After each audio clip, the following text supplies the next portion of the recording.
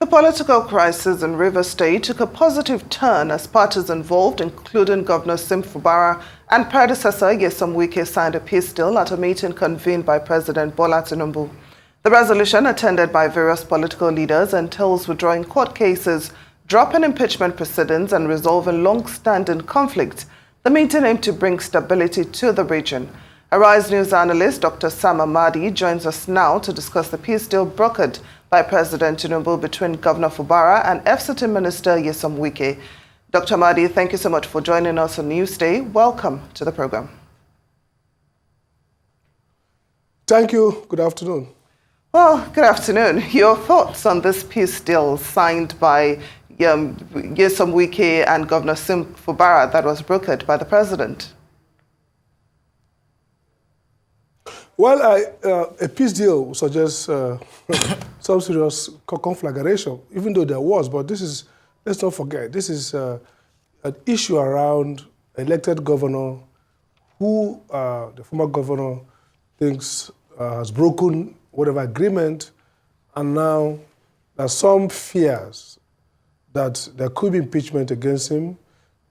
Unprecedented 27 legislators, they come from their party, and House of Assembly burnt and now demolished, all to avert possible impeachment of the governor. Series of rallies, march protests, increasing ethnic conflagration, rhetorics, suggesting maybe some kind of conflict between Ijaw and more of the Kwere people. So all this just because of failed private agreement. Now, in this context, there's no failure of governance. There are no allegations of misconduct against the governor, whether proven or not. There are no issues around institutional failure of governance. What all this peace negotiation is all about, and this great Camp David by the president, is that a former governor feels he's not getting what he bargained. Basically, return, give back the money to him. That's what it is. That's what everybody says, structure. So the president now mediates this great conflict, quote unquote, and the resolution is to go back and present appropriation. Now, the constitutional framework for public expenditure is that you appropriate, and the governor signs the Appropriation Act. Now, the governor has to go back and present it again. I don't know whether it has constitutional backing, legal ground. Again, those commissioners who have left will have to be reabsorbed again, who have resigned. Again, 27 legislators whose position has been declared vacant by the acting or factional speaker has to be allowed to come back. So all these revisions might look good as a form of settlement, but they convey a very serious impression of avoidance of constitutional rule. This is no longer about the law, the constitution, the framework. It's about negotiated settlement that trumps the law. So I think the first casualty here is constitutional governance. And the second casualty will be a sense in which the people of Rivers State will feel that they are now real captives, because essentially the unspoken aspect of this deal is that the state is, through back channel, giving back to Nyesom Wike in the sense in which in the last couple of days we've seen some of the members, some of the party leaders, stakeholders come out and say, this is just about, what happens to the internal generated revenue of the state. So Mr. President, in a very high political gamemanship, kind of says, you know what, give Rivers State back to Wike, a form of state capture. Many analysts would argue that going by the president's own, less conflictual, you would say, capture of Lagos State after he left governorship, he would be disposed to allow Wike, run away with some kind of victory in this. So for me, this is lose-lose for democracy. This is a loss for the people of Rivers State.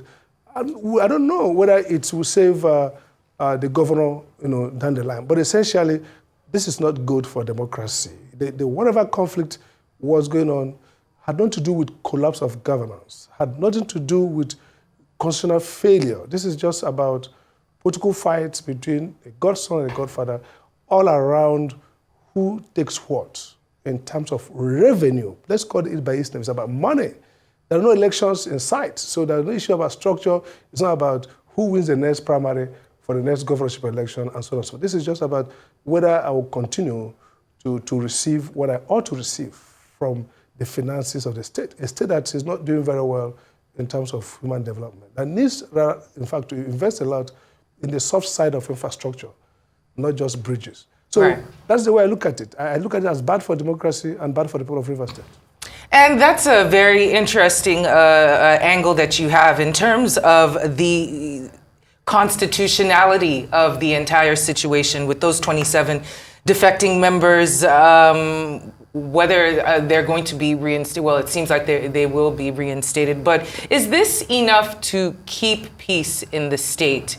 Will it calm things down as intended, or is this just a temporary Band-Aid over a huge cancerous wound?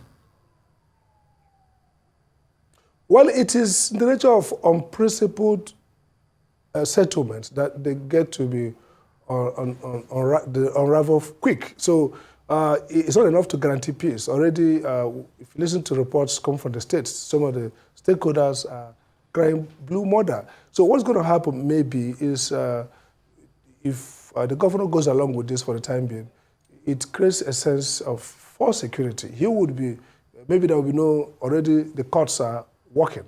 The Nigerian courts, funny enough, no sooner a matter becomes political than it ended up as a legal scandal. So judicial scandal. So right now, a court in Abuja will say X and the court in Rivers will say Y.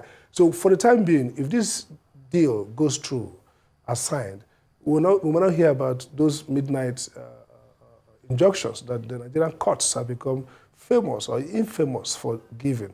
So you would see respite on the part of attempt to impeach the governor and again, of course, attempt to foreclose these 27 members who have.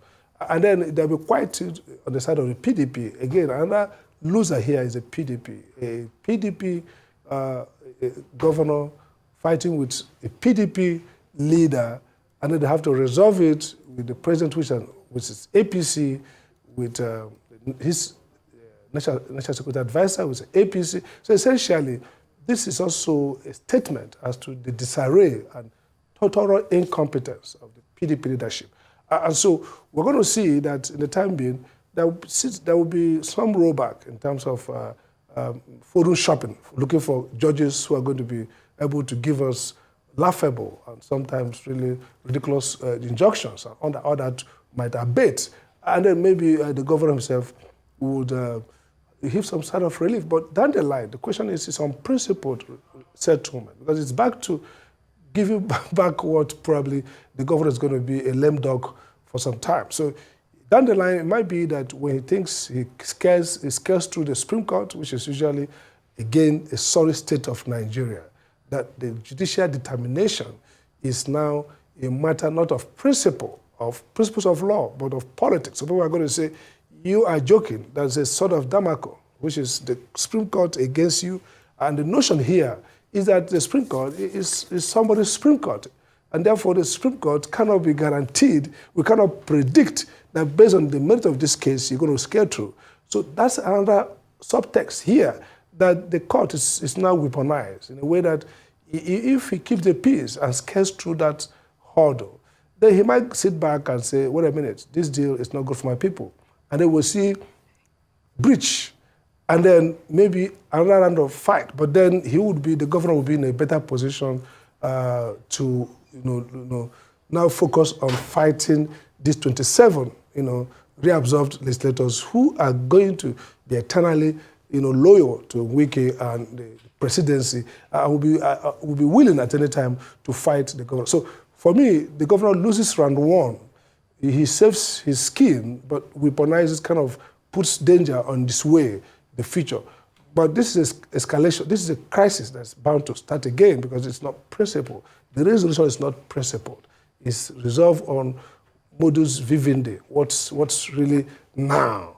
not what is ought to be, but what's feasible. So the governor signs off to save his skin for now and hope that the configuration of forces changes down the line, and he reasserts probably his power as a governor to the detriment of Mr. Wike and, of course, to the detriment of the plan. That's what's going to come up. So Rivers State is now put in a cusp of conflict.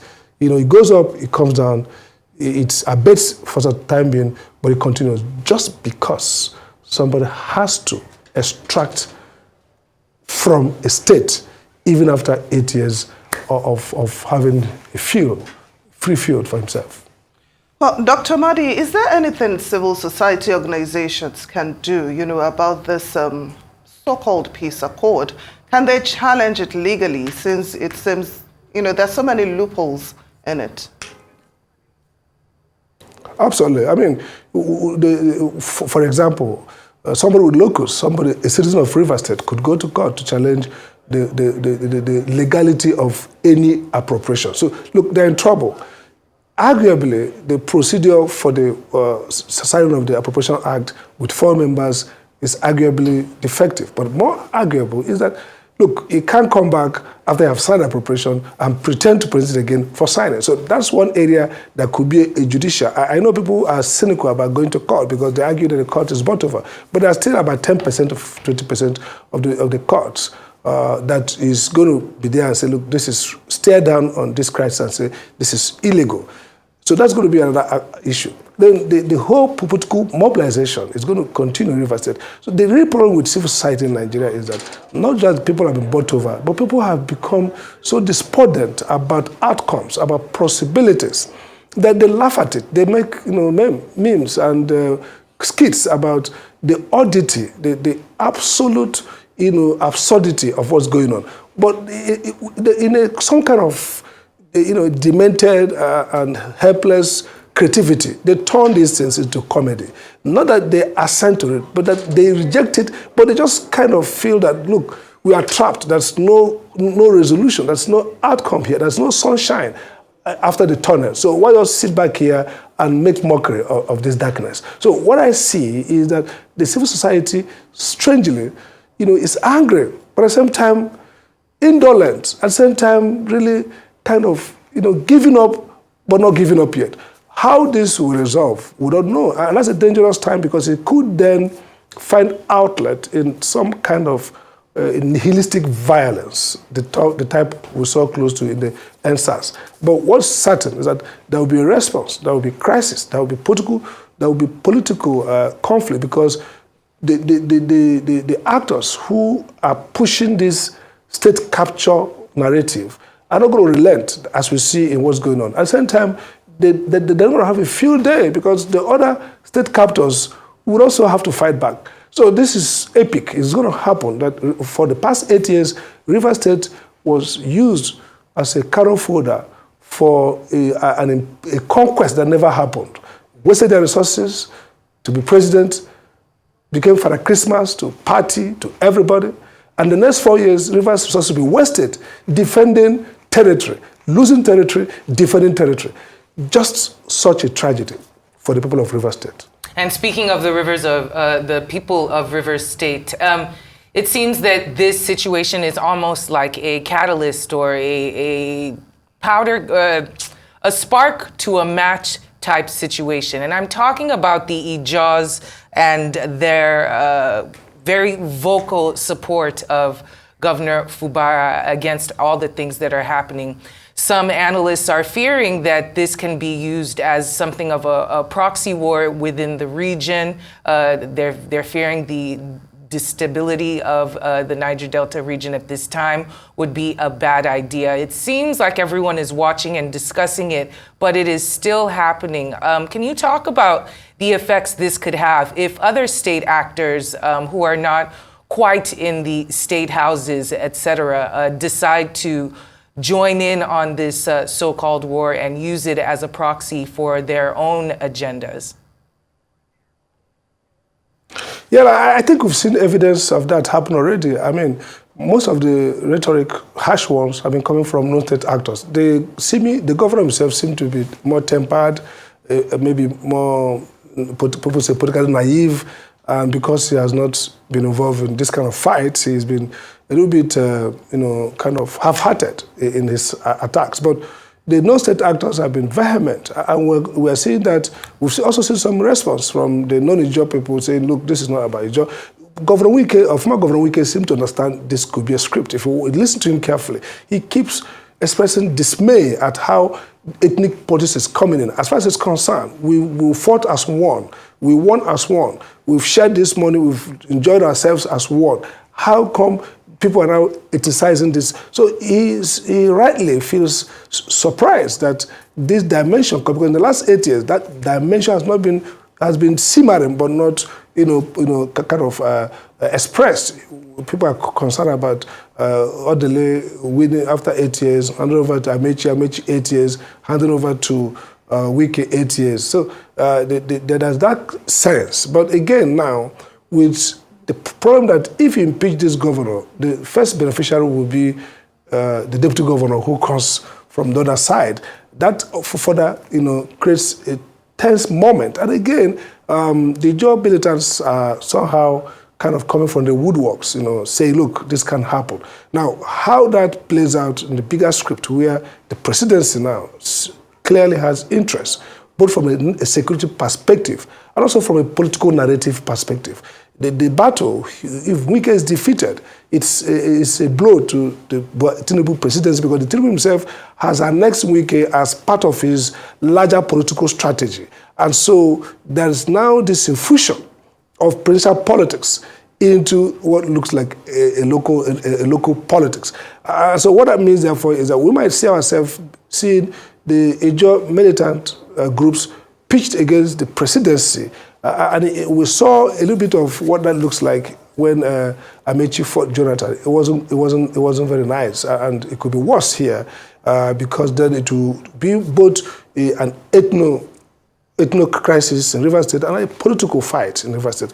I think it's a good analytics should suggest de-escalation, and that's largely on the side of Governor Wike to tone down his expectation.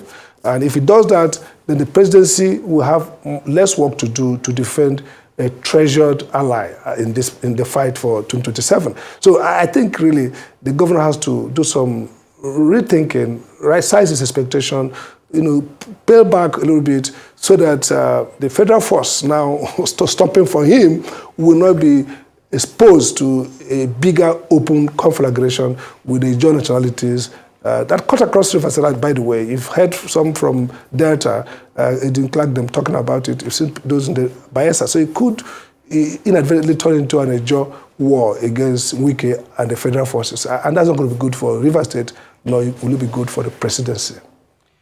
Now, Dr. Amadi, I'd like us to be a bit political here. With the president mediating in this crisis, and of course, Nyesom Wike frolicking with the APC, it's quite clear that the PDP is losing grip in Rivers State. Now, is there anything, in your opinion, that the PDP can do at this point to mediate in this crisis and, probably strengthen its grip on the state? The problem with telling PDP or suggesting what PDP can do is that which PDP and whose PDP, really? It looks clear to most people that there are two PDPs.